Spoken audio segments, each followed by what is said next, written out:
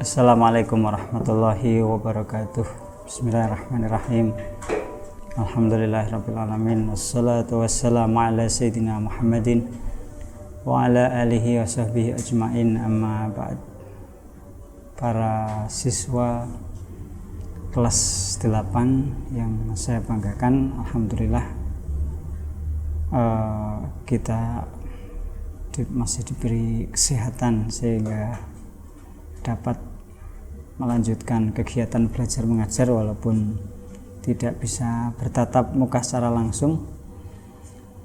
Untuk kesempatan kali ini kita akan membahas tentang sholat Jumat. Sholat Jumat adalah sholat yang kita lakukan hanya seminggu sekali, sepekan sekali, yaitu pada hari Jumat, dengan beberapa ketentuan. Ada syarat wajib, ada kesunahan, ada khutbah, ya, dan lain sebagainya. Mari kita langsung mulai ke pembahasan. Bismillahirrahmanirrahim. Qala al-musannif rahimahullah wa adama nafa bihi wa bi ulamihi fid dharaini amin. Faslun wa syaraitu wujubil jum'ati sab'atu asya'a: al-islamu wal bulughu wal aqlu wal hurriyatu wa dzukuriyatu was-sihhatu wal istitan. Syarat wajib salat Jumat ada 7. Yang pertama, Islam, harus Islam. Kemudian baligh, kemudian berakal, kemudian merdeka, artinya bukan budak, kemudian laki-laki, jadi harus laki-laki. Perempuan ini tidak wajib melakukan sholat Jumat, kewajibannya adalah sholat duhur. Lalu bagaimana hukumnya seorang wanita melakukan sholat Jumat? Boleh, bahkan lebih bagus dengan syarat lokasinya mendukung, artinya ada ruang di masjid itu yang bisa digunakan untuk para wanita, tentunya dengan menghindari hal-hal yang berupa pelanggaran syariat, artinya harus menjaga pandangan, baik laki-laki maupun perempuannya sama-sama menjaga pandangan, kemudian menutup aurat sejak berangkat dari rumah dan lain sebagainya. Kan tetapi jika masjid setempat sudah untuk laki-laki aja sudah enggak menampung, ya sudah, sholat zuhurnya cukup di rumah. Lalu kapan wanita boleh memulai sholat zuhur pada hari Jumat? Wanita itu boleh memulai sholat zuhur ketika waktu duhur sudah masuk pada hari Jumat itu. Artinya tidak harus menunggu bapak-bapak pulang dari masjid sebagaimana dipahami oleh sebagian masyarakat. Jadi ada yang memahami begitu, menunggu bapak-bapak pulang. Jadi tidak harus begitu. Begitu waktu duhur sudah masuk, maka yang di rumah sudah, wanita yang di rumah sudah boleh memulai sholat duhur. Kemudian wasihatu, sehat. Jadi sehat ini syarat wajib sholat Jumat. Kalau sakit, dilihat, kalau sakitnya ringan, bisa berangkat ke masjid, ya masih tetap wajib berangkat, tetap wajib melakukan sholat Jumat. Kalau sakitnya berat, turun dari kasur aja nggak bisa, ya, ini udzur, ya. Sholat Jumatnya diganti dengan sholat duhur. Bagaimana dengan orang buta, ya, jadi dia sehat tapi mohon maaf matanya buta, nggak bisa melihat jalan, nggak bisa melihat arah. Kalau buta ini, selama dia menjumpai orang yang bisa menuntunnya, entah menuntun dengan sukarela maupun menuntun dengan dibayar dengan upah yang lumrah, dan dia punya uang untuk membayar orang itu, orang yang menuntunnya, ya, jadi dia wajib berangkat Jumatan. Jadi orang buta selama ada yang menuntun, baik menuntun secara sukarela, kerabatnya misalnya, atau menuntun dengan bayaran yang lumrah dan dia orang buta tadi punya uang untuk membayar orang yang menuntunnya, maka dia wajib berangkat Jumatan. Nah, kalau tidak menemukan orang yang bisa menuntun, maka dia nggak kewajiban sholat Jumat dan dia melakukan sholat duhur. Begitu juga orang yang lanjut usia, laki-laki tapi lanjut usia, tenaganya sudah lemah. Apakah dia wajib berangkat Jumatan? Dilihat apakah ada yang memboncengkan apa tidak. Kalau ada yang memboncengkan dan dia nyaman, artinya dia tidak tersiksa dengan membonceng, ya. Ya, atau kalau sekarang, atau mungkin tidak harus membonceng lah, ada becak misalnya, ya. Jadi kalau ada tumpangan, ya, jadi ada kendaraan mungkin membonceng anaknya, mungkin pakai becak, ya. Kalau masih ada tumpangan dan dia nyaman di tumpangan itu, ini dia masih wajib berangkat sholat Jumat. Nah, kalau nggak ada tumpangan atau ada tapi dia duduk aja sudah kesakitan, duduk di becak atau bonceng anaknya itu mungkin karena saking lanjut usianya itu. Jadi dia bonceng aja itu atau naik becak aja sudah tidak nyaman, masyakot, sakit. Kalau gini ya tidak wajib sholat Jumat, sholatnya ya sholat duhur di rumah. Kemudian ada lagi al-istiton. Istiton itu makna aslinya istiton itu berdomisili, menetap. Cuma yang dimaksud di sini bukan itu. Jadi ada istilah mustautin, ada istilah mukim. Ya. Kalau mustautin itu orang yang berdomisili. Jadi saya tinggal di desa saya. Nah, ini namanya mustautin. Kalau ini jelas ya, jelas wajib. Ada lagi kategori mukim. Mukim itu lebih luas lagi. Jadi saya tinggal di rumah saudara saya di luar kota, tinggal selama 3 hari di sana. Di antara 3 hari itu ada hari Jumat. Jadi misalnya saya berangkat dari rumah Kamis, berangkat dari bukan 3 hari, 5 hari. Kalau 3 hari nanti masih musafir. Jadi saya tinggal seminggu, itu aja yang mudah. Saya tinggal seminggu di rumah saudara saya di kota lain. Saya berangkat hari Rabu. Ya, rencana saya di sana seminggu. Nah, begitu saya ketika di perjalanan saya musafir. Tapi begitu sudah sampai di daerahnya saudara saya dan saya merencanakan menetap seminggu, otomatis saya itu bukan musafir lagi. Dan juga bukan mustautin karena saya bukan penduduk situ. Status saya saat itu adalah mukim. Jadi menetap tapi sementara. Jadi dalam kejadian ini, karena saya berangkatnya Rabu, Jumat sudah berada di tempatnya saudara saya dan menetapnya saya itu seminggu, maka hari Jumat itu saya wajib berangkat di sana, di daerah saudara saya, karena status saya adalah mukim. Ya, begitu juga orang mondok. Kalian mondok dari kota yang di luar provinsi misalnya, atau dalam provinsi tapi jauh, ke sekolah di TPS, mondok di dekat madrasah. Tapi kan mondok, namanya mondok, besok kan kembali pulang ke rumah. Nah, itu kalau hari Jumat kalian ini posisinya adalah, statusnya adalah mukim, ya, wajib berangkat. Jadi mukim itu tinggal tapi tidak tetap. Kalau mustautin ini memang penduduk setempat, tidak ada rencana pindah.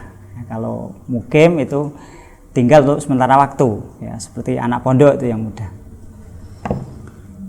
Nah, kalau musafir ini nggak wajib Jumatan, dengan syarat dia berangkatnya sebelum subuh hari Jumat. Misalnya saya mau ke Jakarta, ke rumahnya saudara saya, di sana cuma 3 hari saja di sana. Saya berangkatnya hari Kamis sore, ya, berangkat sampai di Jakarta Jumat pagi, Jumat dini hari. Tapi rencananya saya Ahad itu pulang ke Kudus. Jadi pada hari Jumat ini, Jumat di mana saya baru sampai di Jakarta, ini saya masih berstatus musafir dan berangkat saya adalah sebelum subuh hari Jumat karena berangkat saya Kamis sore. Jadi dalam kejadian ini saya musafir sehingga tidak wajib Jumatan. Boleh, ya, artinya mau Jumatan ya silakan, tapi tidak wajib, namanya musafir. Lain kalau berangkatnya setelah subuh, ya, jadi hari Jumat itu jam 8 pagi hari Jumat baru berangkat ke luar kota. Kalau gini ya dia wajib Jumatan di tengah perjalanan. Kita lanjutkan lagi. Berikutnya adalah wa syaraitu fi'liha salah satu. Syarat melakukan sholat Jumat ada 3. Ayakun al baladu misran au qaryatan. Yang pertama adalah sholat Jumat itu dilakukan di desa atau di kota, dalam arti di daerah pemukiman. Sholat Jumat harus dilakukan di daerah pemukiman, tidak harus masjid. Menurut mazhab Syafi'i, sholat Jumat tidak harus di masjid. Yang penting berada di tengah pemukiman.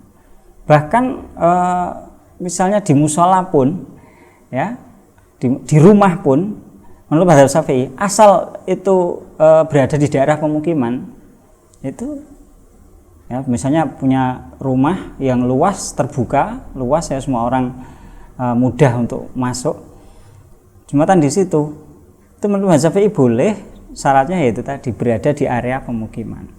Sehingga kalau ada orang berkemah, ada orang jumlah 40 berkemah di tengah hutan, nah ini tidak bisa melakukan Jumatan di situ karena tengah hutan bukan daerah pemukiman.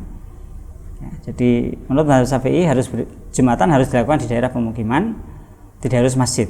Ya, jadi kalau di tengah hutan atau di gurun pasir dalam konteks Arab, atau di pantai mungkin, ya, yang jauh dari pemukiman, di pucuk gunung camping, ini tidak sah melakukan Jumatan di situ. Kemudian wa yakun al adadu arba'in, harus 40 orang min ahli Jumat, harus 40 orang laki-laki yang dewasa dan mustautin, ya, orang mukim wajib Jumatan tapi enggak mengesahkan Jumatan. Kalau untuk mengesahkan Jumatan harus mustautin, penduduk yang berdomisili di daerah situ. Jadi ada 40 mustautin, orang yang penduduk tetap daerah itu, minimal 40 termasuk imam. Jadi imam 1, makmumnya 39, minimal itu. Kemudian wa yakunal waktu bagian. Jadi syarat yang ketiga yaitu waktunya masih. Artinya waktu duhur, ya, salat Jumat harus dilakukan di waktu duhur dan waktunya masih. Fa in kharaja al waktu, kalau waktunya sudah habis jam 4 sore, sudah terlanjur jam 4 sore hari Jumat, audimat syurut, atau syarat tidak terpenuhi, ya, orangnya hanya 2 orang laki-laki di desa itu, atau tinggal di hutan jauh dari kampung, suliat duhran, maka yang dilakukan adalah sholat duhur, ya. Jadi sudah terlanjur jam 4 sore, ketiduran semua, penduduk desa setempat tidur semua, ya, nggak ada yang bangunin, jam 4 sore baru bangun. Ini bukannya kok qodok Jumat 2 rakaat, bukan, tapi sholat duhur 4 rakaat, dan juga bukan menunda sampai Sabtu siang besok, bukan. Jadi sholat duhur, ya, sebagai ganti Jumat yang terlewatkan karena waktu duhur sudah habis. Kemudian wa faraiduha salah satun khutbatani yaqumu fihima wa yajlisu bainahuma wa antusolli raka'ataini fi jama'atin.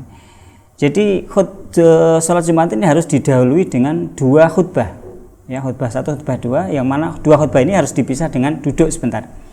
Dan kemudian harus berjamaah, ya. Tidak boleh sholat Jumat sendiri-sendiri. Jadi harus berjamaah minimal di 1 rakaat.